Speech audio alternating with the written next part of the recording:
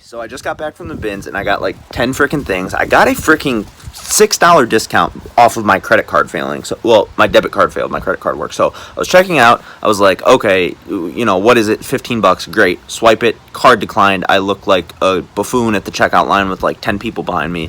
And then I'm like, hold on, hold my stuff. Let me run out to my car. So I went out, got my credit card, swiped that, and it was $9 when I came back in. So that was awesome. And you're about to see the freaking deals and steals that I got. Some of the stuff's kind of like, you know, some of the stuff's kind of weird, to be honest, but a lot of it I liked. I picked up a lot of personal stuff, and then I'm gonna do it in order of like stuff that I think is coolest to like, no, sorry, opposite, stuff that is not as cool to stuff that is the coolest. So like the best stuff's at the end, so watch for that. And then I'm gonna explain like why I got it, whether it's for me, whether I'm selling it, how much I think I'm gonna get it for, all that good stuff. So yeah, I'm start with the first thing. This North Face women's medium hoodie. This is going to go probably pretty quick on eBay. I might get a solid 20 bucks for this on a bid. I usually start my bids at $9.99 and then work their way up. I figure if someone's willing to pay 99 cents for something, they'll pay $9.99 for it, and that's usually how it goes. Okay, so this next piece is slightly dusty, but I decided to go for it anyway. Ugly old Ralph Lauren button-up with some nastiness around the collar that I'm hoping some OxyClean's gonna take care of, but it's a made in USA tag, so it's from the 90s, and hopefully this will be a $10 to $20 plus piece. I haven't really like price checked it yet, but yeah, there's the other tag. We'll see. Solid enough pickup for the 50 cents I probably paid for it. This next thing's freaking great because nobody at the bins ever wants to touch them because they're freaking lame, but like, thank you for the free money, in my opinion. Vines t-shirt in pretty good condition. These I just checked to make sure there's no stains. If there's no stains, it's not really worth it to like try to get them out in case they don't. But yeah, if it's a fresh shirt, then it'll go for 15 plus bucks easy. Next up in the world of things that I should buy to sell, but I'm realistically gonna end up keeping, is a random t-shirt that I'm definitely gonna have to look more into because I have no idea what Metal Militia is. I don't know, that sounds like something I should look up. Hold up, before I finish the video I'm gonna look this up.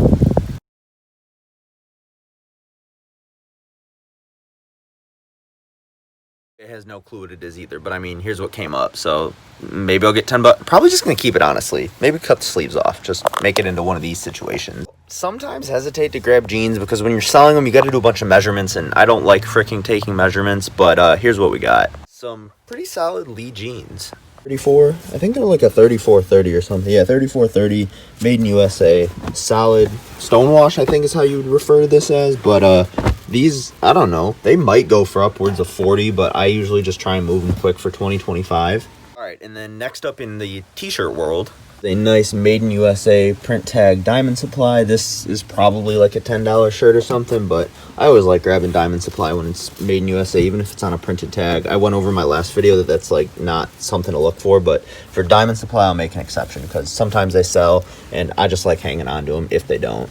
When I grabbed it, I knew it was probably going to end up being a personal, I can't freaking talk, and I'm trying to make a YouTube video, because I told you I'm looking for more like vintage cutoffs and stuff, because I made this one myself, but I like to find them, and so here's what we got. I have no freaking idea what it is. There's no tag on it. Don't know who this like character is. Here's the like brand that made it, but this is gym shirt all day. I just love this freaking behemoth of a person that's on the front. Yeah, I'm gonna wear this to the gym and I'm gonna try and freaking look like my dude on my shirt. So yeah, that's the only reason I grabbed it. This I bought to sell, but as I'm looking at it, I think I might just have to keep it because I've literally never seen a football shirt as cool as this one. And this is literally like, if this were a Bulls tee, this would be $500 freaking dollars. Made in USA, front hit, distressed paint on it, and then the freaking back thing, it's from 2003 on a Delta tag, double stitch, but like I might even just keep this. This is that cool. I'm not even like a Buccaneers fan, but this is freaking awesome. I want to give a can't talk freaking lesson on being thorough when you're at the bins, because if you dig all the way to the bottom, all the like over enthusiastic vintage people, they like to look at the first couple layers and they're like, oh, there's nothing, they move on. I always find crap that these guys in like the $500 wrap tees while they're at the bins, they always skip over it, and I just like go one layer more and I'm like, okay, thank you for the free $30. So this was one of those cases. Dallas Cowboys Super Bowl shirt. Nothing crazy as far as like wear or fades or anything like that Buck shirt, but like just a solid pickup that somebody literally, like, if they would have dug through one extra shirt, they would have found this, but they left it for me, so thank you. This next one is 1,000,000% a personal, unless it happens to be like a $150 shirt and I don't realize, which is possible but unlikely. But yeah, here's what it is. Oh, bro, Ed Hardy's coming back, and this thing is like the coolest one that I've ever seen. This isn't even that like weird, like cheap flexi material. Like, this is a legit blank shirt. It's got that little logo there, a little Ed Hardy on the back, and the front graphic is just like super cool. I don't know who Christian Audigier is. I definitely butchered that.